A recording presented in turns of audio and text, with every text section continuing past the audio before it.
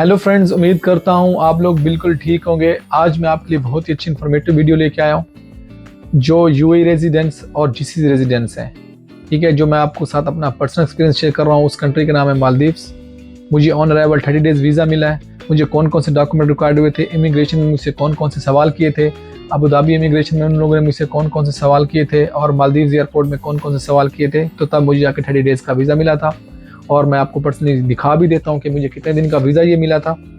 ये देखें, ये मुझे 30 डेज़ का ऑन अराइवल वीज़ा मिला है। और इसमें मुझसे कौन कौन से उन लोगों ने इमिग्रेशन में सवाल किए थे और कौन कौन से डॉक्यूमेंट रिक्वायर्ड है, ये मेरा अपना पर्सनल एक्सपीरियंस है, वो मैं आपके साथ शेयर कर रहा हूँ। नंबर 1 तो आपका जो पासपोर्ट है 6 मंथ वैलिड होना चाहिए। नंबर 2 आपके पास जो यूएई रेजिडेंस है वो भी 3 मंथ वैलिड लाजमी होना चाहिए। तो उसके बगैर आपको ना इमिग्रेशन से एंट्री होगी, ना वहाँ से आपको एग्जिट करने देंगे। ठीक है।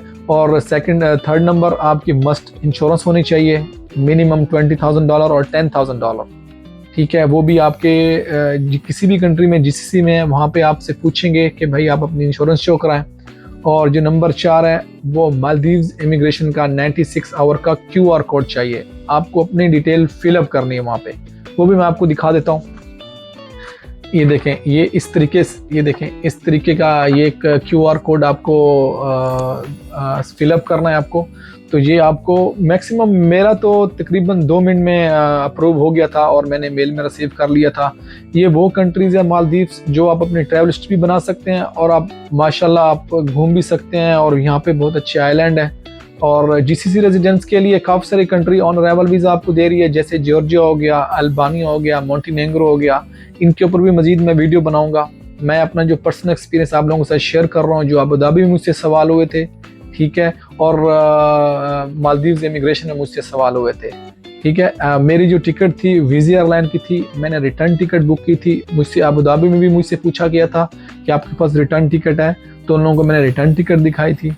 तो नंबर 2 उन्होंने मुझसे पूछा था आपके पास होटल बुकिंग है, कंफर्म होटल बुकिंग है, तो मैं होटल अपना बुक करके गया था, वो भी उन लोगों को मैंने दिखाया वहाँ पे जो मेरा कंफर्म होटल बुकिंग थी।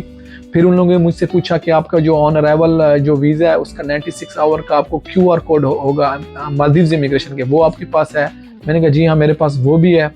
फिर उन्होंने मुझसे पूछा कि आपके पास इंश्योरेंस है, तो मैंने अपनी इंश्योरेंस पहले से 1 साल की करा के रखी हुई थी, ताकि मैं दूसरी कंट्रीज़ में भी जाता हूँ तो मेरे लिए वो बहुत फ़ायदेमंद होती है। उसकी इतनी कॉस्ट नहीं होती। अगर आप डेली बेसिस पे इंश्योरेंस लेते हैं 1 वीक 1 मंथ पे, वो भी थोड़ी आपको एक्सपेंसिव पड़ती है।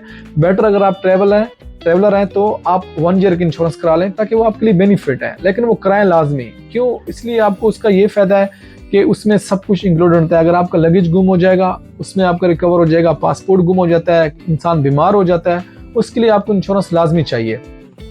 ठीक है।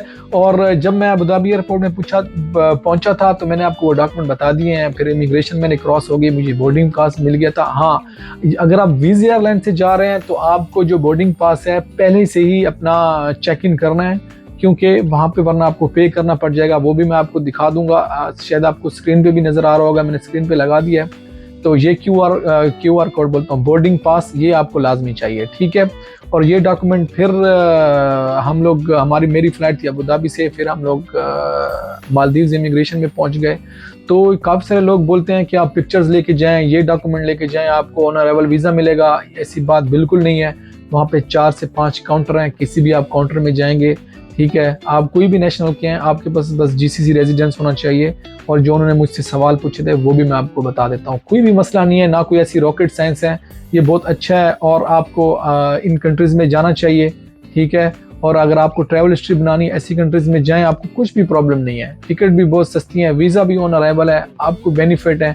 आप एजेंट के नाम पे, आप एजेंटों के पास जाते हैं, हमें अल्बानिया का वीज़ा लगा के दें पासपोर्ट पे, हमें मोंटेनेग्रो का लगा के दें, वो आपसे काफ़ी सारे चार्ज करते हैं। क्यों करते हैं आप ऐसा? आप जाएं, अगर आपके पास डॉक्यूमेंट्स हैं, इंश्योरेंस चाहिए, होटल बुकिंग चाहिए, आपके पास वीज़ा चाहिए, आप जाएं ऑन अराइवल वीज़ा के लिए। वहाँ पे क्या करना है?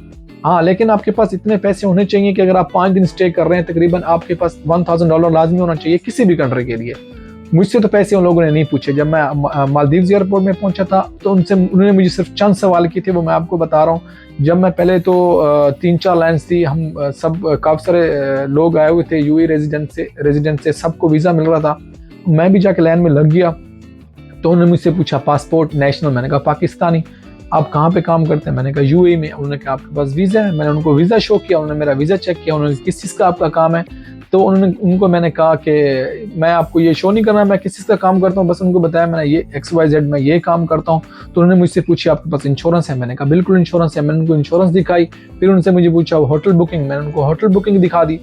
फिर उन्होंने मुझसे पूछा कि वो QR कोड जो मैंने आपको बताया 96 आवर का, वो स्क्रीन पे भी मैं लगा दूंगा, ठीक है, उसकी डिटेल मैं डिस्क्रिप्शन में भी दे दूंगा, आप डिस्क्रिप्शन में जाके उसको आप फिलअप कर सकते हैं, तो आपको QR कोड मिल जाएगा। इस कंट्रीज में जाएं, आपको कुछ भी प्रॉब्लम नहीं है इमिग्रेशन में। उसने मुझसे 3-4 इमिग्रेशन ऑफिसर ने 3 सवाल पूछे और उसने मुझे वीज़ा लगा के दे दिया, वो भी 30 डेज का वीज़ा। मैंने आपको पहले भी दिखाया और पिक्चर भी मैं लगा दूंगा, आप उसको देख सकते हैं। तो फ्रेंड्स, मेरा कहने का मकसद ये है, इन कंट्रीज में आए, ट्रैवल हिस्ट्री बनाएं, ना इजिप्ट के लिए पैसे दें, ना मोंटेनेग्रो के लिए पैसे दें। इन कंट्रीज में पैसे ज़ाया करने वाली बात है। मोंटेनेग्रो में भी आपको ऑन अराइवल वीजा मिल रहा है, आप जाए वहां पे, आप क्यों पैसे एजेंटों को दे रहे हैं? मुझे स्टिकर वीजा चाहिए। स्टिकर वीजा और स्टैंप सेम ही है, उसमें कोई इतनी बड़ी बात नहीं है। स्टिकर वीजा सिर्फ अगर आप कनाडा के लिए अप्लाई कर रहे हैं या यूएसए के लिए अप्लाई कर रहे हैं, इन कंट्रीज में मेरे ख्याल से जोन सा है, यूएसए के लिए तो ट्रैवल हिस्ट्री मैटर नहीं करती, ठीक है। यूरोप कंट्रीज के लिए आप लोग बोलते हैं कि मैं शेंजन वीजा अप्लाई कर रहा हूं, उन कंट्रीज के लिए चाहिए जो टूरिस्ट एरिया हो, वहां पे आप लोगों को ट्रैवल हिस्ट्री चाहिए। जो ऑन अराइवल वीजे आप जाएं, आपसे कोई इमिग्रेशन में कुछ मसला नहीं होगा, आपने इंश्योरेंस करा लें, होटल बुकिंग करा लें और आपकी रिटर्न टिकट चाहिए, 3 डॉक्यूमेंट आपके पास लाजमी होने चाहिए, इंशाल्लाह आपको वीजा मिल जाएगा। तो फ्रेंड्स, अगर आपको मेरी वीडियो पसंद आई हो, मेरी वीडियो को लाइक और शेयर जरूर करें।